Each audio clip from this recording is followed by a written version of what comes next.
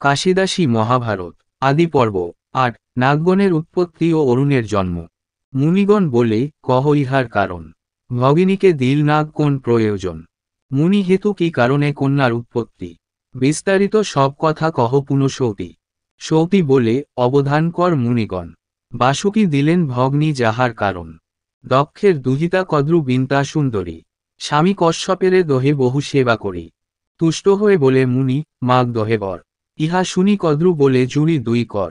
সহস্রেক নাগ হবে আমার কুমার। এই বাঞ্ছা মোর পূর্ণ কর মুনিবর। বিন্তা মাগিল বর কশ্যপের পায়। দুই পুত্র মোরে মুনি দেহ মহাশয়। কদ্রুপুত্রে বলাধিক হইবে নন্দন। হাসিয়া কশ্যপ বর দিল ততক্ষণ। মুনি বরে দুইজনে হইল গর্ভবতী।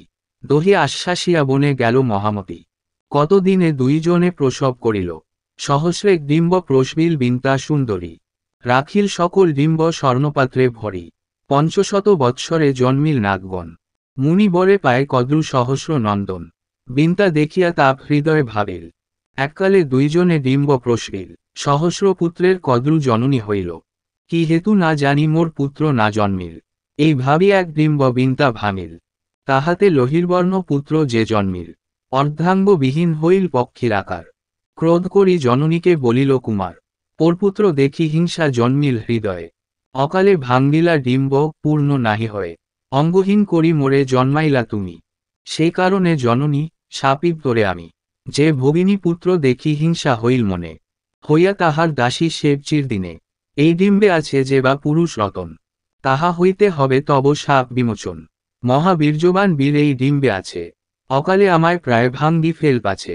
আপনি হইবে ভগ্ন সহস্র বৎসরে। এত বলি প্রবোধ করিল জননীরে। হেনমতে একদিন দৈবের ঘটনে। কদ্রু আর বিন্তা আছো এক স্থানে। উচ্চৈশ্রবা অশ্ববর পরম সুন্দর। সূর্যের কিরণ নিন্দি তার কলেবর। নানা রত্ন অলঙ্কার অঙ্গেতে ভূষণ। মহাবীর্যবন্ত অশ্ব পবন গমন। সমুদ্র মন্থনে সেই অশ্বের উৎপত্তি। এত শুনি মুনি জিজ্ঞাসিল সৌতি প্রতি।